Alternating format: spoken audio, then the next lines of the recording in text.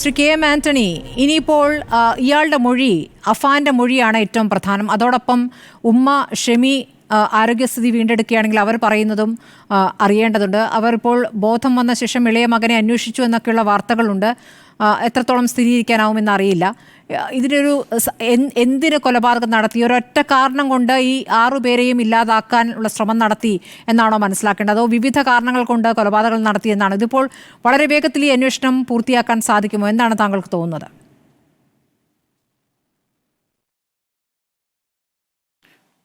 ഇതിൽ അന്വേഷണം സാധാരണ നിലയ്ക്ക് പൂർത്തീകരിക്കാൻ സാധിക്കുകയുള്ളൂ. കാരണം ഇതൊരു നിസ്സാരമായ കേസല്ല. 5 പേരെ കൊലപ്പെടുത്തിയൊരു കേസാണ്.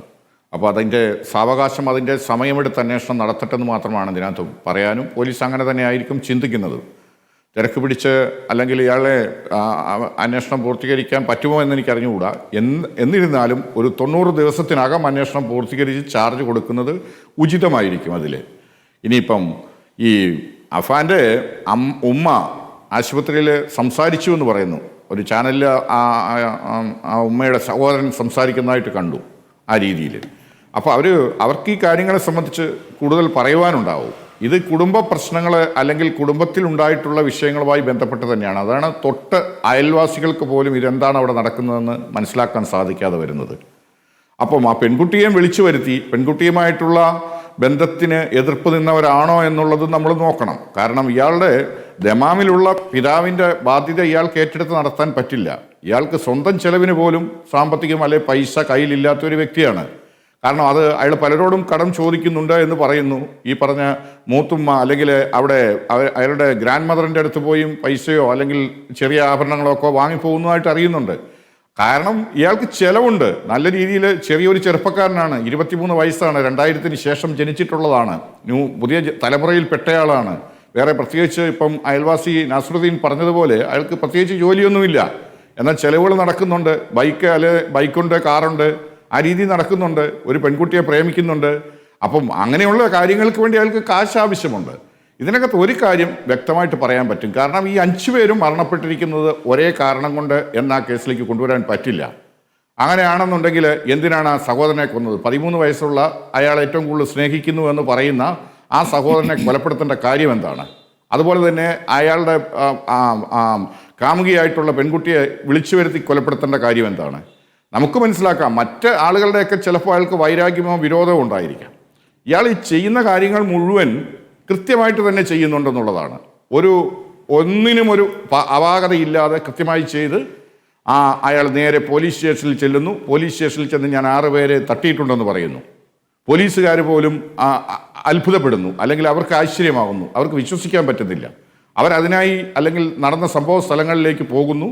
അവിടെ ചെന്ന് കാര്യങ്ങൾ കണ്ടു ബോധ്യപ്പെടുന്നു. ആ ഒരു അവസ്ഥയിലേക്കാണ് ഇത് വരുന്നത്. ഇത് മയക്കുമരുന്ന് ആണ് എന്ന് നമുക്ക് പറയാൻ സാധിക്കുമായിരിക്കാം ഈ പറഞ്ഞതുപോലെ. അല്ലെങ്കിൽ ഇയാൾക്ക് എന്താണ് ഈ ഇത്രയും ആളുകളെ ഇപ്പം മുമ്പ് പറഞ്ഞപ്പോൾ ഈ ആൺകുട്ടി സഹോദരനെ പറ്റി നല്ല കരുതലുണ്ടെന്നാണ് അയൽവാസി പറഞ്ഞത്.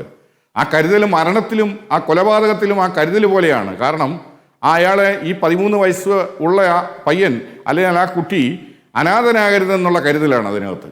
അതൊക്കെ ശരിയാണോ? എന്താണ് നമ്മുടെ സമൂഹത്തിന് നൽകുന്ന മെസ്സേജ്? അങ്ങനെ ഒരു കരുതൽ ആണോ? കൊലപാതകത്തിന്റെ സ്വഭാവം കണ്ടാൽ അങ്ങനെയല്ല തോന്നുക. ഏറ്റ പരിക്കുകൾ, എത്ര തവണ ചുറ്റികൊണ്ട് അടിച്ചു, എത്ര ക്രൂരമായി കൊലപാതകം നടത്തി എന്നുള്ളത് കേൾക്കുമ്പോൾ ആ കരുതലല്ല നമ്മൾ കാണുന്നത്. നേരെ തിരിച്ചാണ്. അല്ല, അതാണ് ഞാൻ പറഞ്ഞത്. ആ കരുതൽ എന്ന് പറഞ്ഞാൽ ക്രൂരമായി അടിച്ചു കൊലപ്പെടുത്തിയിരിക്കുകയാണ്. അതൊരു ബ്ലൻഡ് വെപ്പനാണ്. അതായത് ചുറ്റിക, ഒരേ ചുറ്റിക കൊണ്ടാണ് ഈ 5 പേരെയും കൊന്നിരിക്കുന്നത്. അപ്പം നമ്മൾ മനസ്സിലാക്കേണ്ടത് അയാളൊരു ഏതോ രീതിയിൽ ആ ഒരു മാനസികാവസ്ഥയുണ്ട്. പക്ഷെ ആ മാനസികാവസ്ഥ ഉണ്ട് എന്നുള്ളതൊന്നും നമ്മളിപ്പോൾ ചർച്ച ചെയ്യേണ്ടതല്ല. പക്ഷേ ആദ്യം ഈ ഉമ്മയെ കൊന്ന ശേഷം ഈ പാങ്ങോട് ഒറ്റയ്ക്ക് താമസിക്കുന്ന സൽമാ ബീവി, ഉപ്പയുടെ ഉമ്മ, അവരെ കൊന്ന ശേഷം അവിടെ സ്വർണ്ണമാല, 4 പവൻ വരുന്ന സ്വർണ്ണമാല എടുക്കുന്നുണ്ട്. അത് പണയം വെക്കാൻ കൊണ്ടുപോയി എന്നും പറയുന്നു. അങ്ങനെയാണെങ്കിൽ ഇയാൾ മരിക്കാൻ ഉദ്ദേശിച്ചില്ല എന്ന് വേണ്ട മനസ്സിലാക്കുക. അതിനുശേഷം നടക്കുന്ന കൊലപാതക പരമ്പര, പോലീസ് സ്റ്റേഷനിൽ എത്തിയ ശേഷമാണ് എലിവിഷം കഴിച്ചതെന്നും പറയുന്നു. അപ്പോൾ അയാൾ കൊന്ന ശേഷം ജീവിക്കാനാണോ ഉദ്ദേശിച്ചിരുന്നത്? അതുകൂടി സംശയിക്കേണ്ടിയിരിക്കുന്നു. പിന്നെ അങ്ങനെ അല്ലെങ്കിൽ പിന്നെ എന്തിനാണ് ആ മാല? കൊന്ന ശേഷം അല്ല, അതിൽ അയാൾക്ക് ജീവിതത്തിൽ പ്രതീക്ഷകൾ ഉള്ളതായിട്ടാണ് നമുക്ക് മനസ്സിലാക്കാൻ സാധിക്കുന്നത്. കാരണം ഇത്ര ആളുകളെ ഉറപ്പായിട്ടും കൊലപ്പെടുത്തിയിട്ട് പോലീസ് സ്റ്റേഷനിലെത്തി പോലീസ് സ്റ്റേഷനിൽ കൃത്യമായ വിവരവും പറഞ്ഞതിന് ശേഷം കയ്യിൽ കരുതിയിരുന്ന എലിവിഷം അത് മരിക്കാനായിട്ടാണെങ്കിൽ അയാൾക്ക് പോലീസ് സ്റ്റേഷനിൽ പോയി പറയേണ്ട കാര്യമില്ല. അതല്ലെങ്കിൽ അയാൾക്ക് ഉറപ്പായും മരണം സംഭവിക്കുന്ന മറ്റു രീതികൾ അവലംബിക്കാമായിരുന്നു. അപ്പം നമ്മളിത് എല്ലാം കൂടെ ചേർത്ത് വായിക്കുമ്പം നമുക്ക് തന്നെ ഒരു പൊരുത്തപ്പെടുന്ന രീതിയിലേക്ക് നിഗമനത്തിൽ എത്താൻ സാധിക്കുന്നില്ല. അപ്പോൾ അതെല്ലാം പോലീസ് വിശദമായിട്ട് അന്വേഷിക്കേണ്ടി വരും. അന്വേഷണം കൃത്യമായ ദിശയിൽ തന്നെ പോയിക്കൊണ്ടിരിക്കുകയാണ്. അപ്പോൾ അതിന് തീരുമാനം ഉണ്ടാവും അത് എന്തുകൊണ്ട് എന്നുള്ളത്. ചിലപ്പം ഉത്തരം കിട്ടാത്ത ചോദ്യങ്ങൾ മാത്രമായും ചിലപ്പം ഇത് അവശേഷിക്കാം.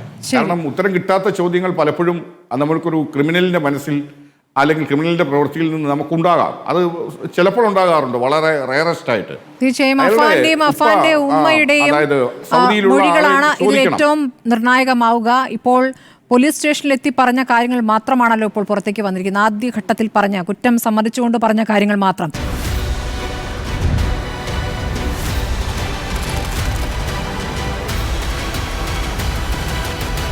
ഡിബേറ്റ് വിത്ത് സ്മൃതി പരുത്തിക്കാട്.